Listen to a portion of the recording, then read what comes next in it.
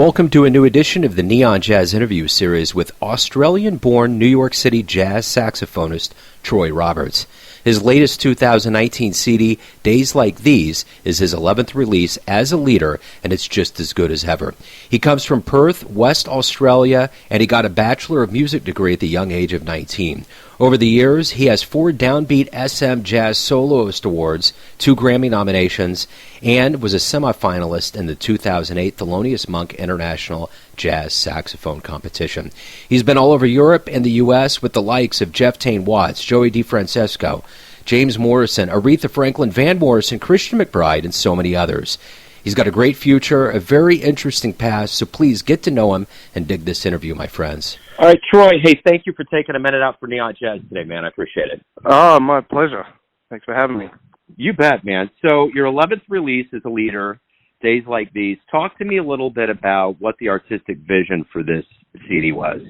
It was, I guess it's always been a dream of mine to do an organ trio record. You know, I've been busy with other projects, other important projects, but it hasn't happened thus far. Over the years, I've been working under the leadership of Jeff Tain Watts and his quartet. It was for about 5 years, and over the last 4, coming up to 5 years, I've been working with Joey DeFrancesco, and it just kind of made sense. Well, if I'm going to do an organ trio record, it would be great to have my bosses be part of my record. It was really hard to get together because everyone's schedules is really crazy, and I was on the road a lot with Joey. I still am. And it just happened to work out. We did a date at Dizzy's. We did a week at Dizzy's with Joey doing a tribute to Thelonious Monk. We had one day off before going back out on the road, and it worked out that Jeff was available, and we got the album done in one day. I thought it was appropriate to call it Days Like These. It's a shortened version of Days Like These where things just work out. Absolutely, man. Without a doubt. Yeah. So how do you see each successive album that you put out? Is it an evolution? Is it a snapshot in time? What's your goal? I guess, call me small-minded, but the goal for when I make albums is to, document my musical path at the time. It's always an album's always going to be a little snapshot into where you were at that point in time, musically, in my journey of musical development. For this one, it was kind of like a tip of the hat to some of my heroes, like Johnny Griffin, mostly Stanley Tarantine, Eddie Harris, and a few others. But I hadn't recorded anything like that, I think, ever, actually. Most of my projects have been very focused on my compositions, especially my New Jive albums and some of my other ones. It's about my writing. It's about original music. But this one, it just felt like I needed to have a document of something else I can do, which is in the organ trio format and, for the most part, very straight ahead and swinging. So speaking of journey, everything began for you in Australia. Give me an idea of what your childhood was like and how you really got into jazz. My childhood was amazing. I was very fortunate. We came from humble beginnings, for sure, but I never wanted for anything. I was a pretty happy child, and my parents always had great music playing in the house, which is, I guess, where the seed was planted for me. My dad had an incredible jazz collection, and although no one in my family are musicians, I always had the right music playing in the house. We saw a family friend's high school graduation when I think I was 12 years old, and the high school band got up and played, and this guy did a saxophone solo. I thought, man, that was really cool. I was kind of blown away by it. I nagged my folks for about a year to get me what I thought was called a trumpet. After a year of nagging and obviously a bunch of research, I realized it was called a saxophone, and they bought me my first alto, and I never lost the bug. That's how I got into music. Well, I was just going to piggyback off of that, and I was wondering what musicians were you listening to that really got you going? I'll tell you, I think I can tell you in order. My dad had a CD that I used to that often used to disappear into my room, even though at the time I thought I hated jazz. My brother and I were into terrible music at the time. But I loved this one CD that my dad had called Jazz on a Summer's Day. It was a compilation. And the first three tracks, I can't remember the order, but the order in which I fell in love with the saxophone was Art Blakey and his Jazz Messengers playing Moanin'. That was Benny Golson. Loved that sound. Then there was So What, Miles Davis, and I just loved Train and Cannibal on that. And then I think the third track was Take 5, and I just fell in love with Paul. I couldn't believe, Paul Desmond's alto sound. I couldn't believe that was the same instrument as Cannonball Adderley. And then I found out about Charlie Parker.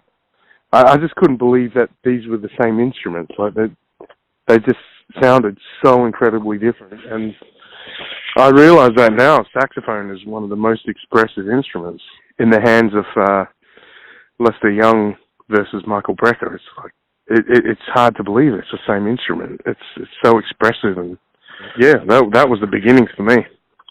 Right on. So it's safe to say probably that graduating with a bachelor's degree at the age of 19, you were destined to become a musician. Yeah, my parents were worried about that because I didn't finish high school. I was part of what was a program for exceptionally talented kids, and I started my undergrad at 15. My parents were worried about that because pursuing a career in music is not something that most people are accustomed to. It's kind of against the norm of your average day jobbers. They are, and so am I. So glad that I did that because I never lost the bug, and I was serious about it. And starting music so seriously at the age of 15 at the university level was all the encouragement I needed, for sure. I was around people that were also just as serious about music. I was challenged and I was encouraged at the same time, and it's led to where I am now, for sure. You've had the chance to perform around Europe and the U.S. with Jeff Tain Watts, Joey DeFrancesco, James Morrison, Van Morrison, Dave Douglas, so many names. What have you learned from these veterans and legends of music, that either by osmosis or just directly them talking to you? I mean, musically, I learn stuff from them all the time. I mean, just in conversations, the way they think about music, the way they play music. Also the things that are not talked about, like on the bandstand, the way they contribute to the music and the way they listen to what I contribute. It's like such a great example of democracy. It's a group works because of how we all listen to each other and interact. It's almost like a little social model. Aside from that, in the bigger picture, I guess what I've learned and what I always learn from my heroes, that this lifestyle, this choice of being an artist in the world of today is totally possible. It's not only possible, but it's necessary. Artists contributing to society, that's not something we're ever taught that is a valid thing to do in life, at least for me anyway, growing up is constantly surrounded by people telling you, that's great, yeah, get it out your system, and then you're going to kind of get a real job. You have to think about making a living. There's no future in that. There's no career in that. But that's all coming from people who wouldn't have that experience anyway. So the greatest thing I've learned from my heroes is just seeing like the examples of it working, and it is a perfectly valid career. It certainly encouraged me to keep doing what I'm doing. You've won awards. You've gotten some good brass over the years. Two Grammy nominations, and there's been a handful of things that have happened. So I don't want to know what your favorite award has been, but what awards did you get that really surprised you, that just caught you off guard? Well, the one that hits home was winning the James Morrison Jazz Scholarship. James ended up being one of my mentors, and he was always a musical hero of mine since I was young. But I first met him by winning that award, which is part of a festival that he holds in South Australia. and they have a jazz scholarship, and it's open to people all around the country. I was very fortunate to win that. I can't remember the year. I guess that was the beginning of kind of the world letting me know that this is a career path. This can work. So yeah, I'll never forget that because it was also one of the first I ever won. So you always remember the first. Yeah, the Grammy nominations have been really cool. I never thought that would be possible as a kid to be, nominated for Grammys. They are all as sidemen, things I've done as a sideman. And technically there are 2 Grammy nominations, but I've actually performed on 5 Grammy-nominated albums. But because, the rules, when there's a large ensemble, larger ensembles, the sidemen don't get an official accreditation for a nomination, even though a couple of those albums had my tunes on them and featured me as a soloist, and I'm definitely part of the group. They don't technically count. So, I'm on 5 Grammy-nominated albums, and I never thought that'd be possible in my wildest dreams. So they're also memorable. Right on. And I hope one day that hopefully I'll receive the similar accolades for stuff of mine as a leader. That would be really a great achievement in my eyes. Was moving to New York, coming to the largest cauldron of jazz in the world, was that kind of a culture shock? And how did you get settled into New York and kind of find your groove? Yeah, to answer your first question, yes, it was a culture shock. I come from a very small town in Perth, West Australia, where the whole state of West Australia is about 2 million. I think it's maybe 2.9 now, but it's the state of West Australia is almost half the country, and I moved to a very densely populated mega city called New York, which was definitely a culture shock. But I had a little bit of, I guess, a buffer leading up to that, because I lived in Miami for, I guess, almost 5 years prior to moving to New York. And the great thing about being at Miami, specifically the University of Miami, is that no one's from Miami. Everyone's from everywhere else. So by the time I left Miami, I had a circle of friends and a network of people all around the world. Obviously, lots of jazz musicians moved to New York. So when I moved to New York, I had a kind of a University of Miami connection, and as well as a whole bunch of other Australians that had moved to New York well before me. So there was that as well. Plus, I'd been getting up to New York for gigs and tours with other people, and I'd met people as I'd made each trip. So between those 3 little circles, I had somewhat stable connection when I moved. But having said that, anyone who has moved to New York can tell you, like, the early days are really tough. 'Cause you move there with nothing in a very expensive city and a very competitive music scene. So yeah, it was tough, but in the bigger picture, I was very, very fortunate that things worked out pretty quick. Back in the very beginning, what was the very first jazz show you saw that really made you think, man, this is what I want to do with my life? Well, one of them was that concert I just mentioned, seeing a family friend's high school graduation where the jazz band played. I mean, it was so long. That was probably the first time I saw jazz played live.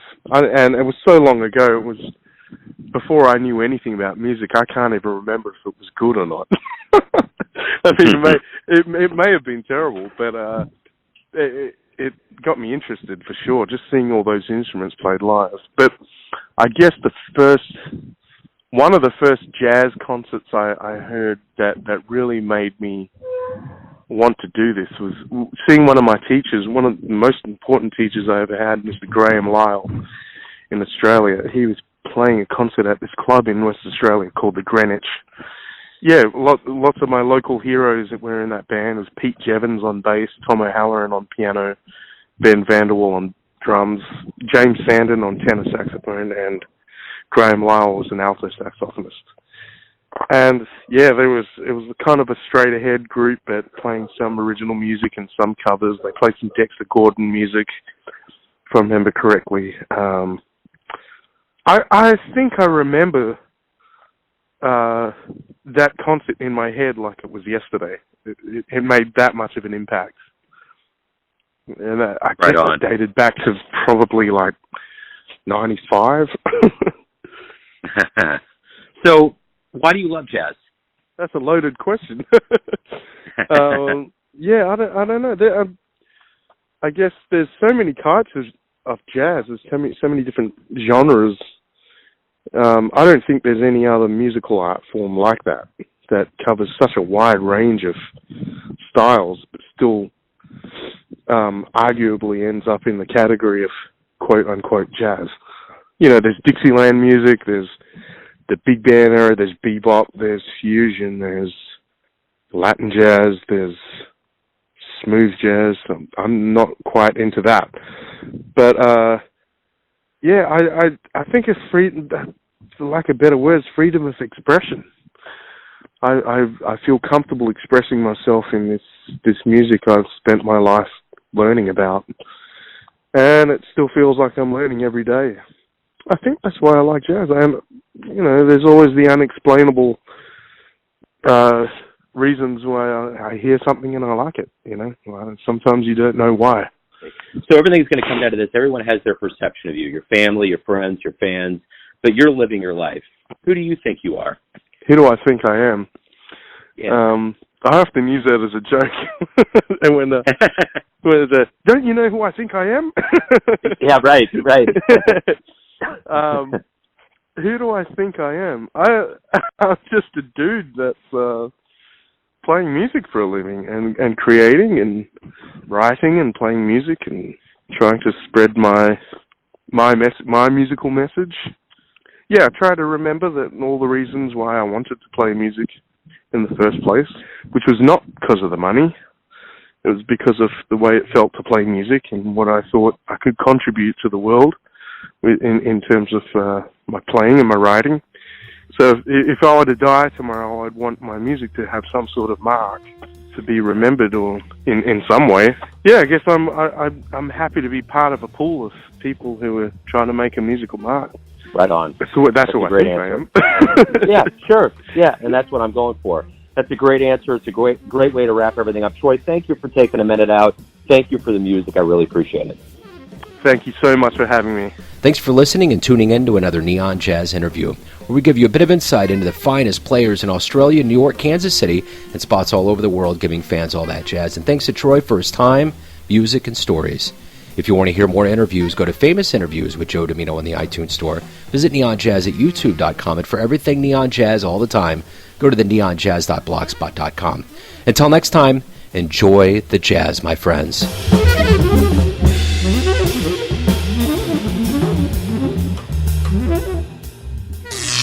Neon Jazz.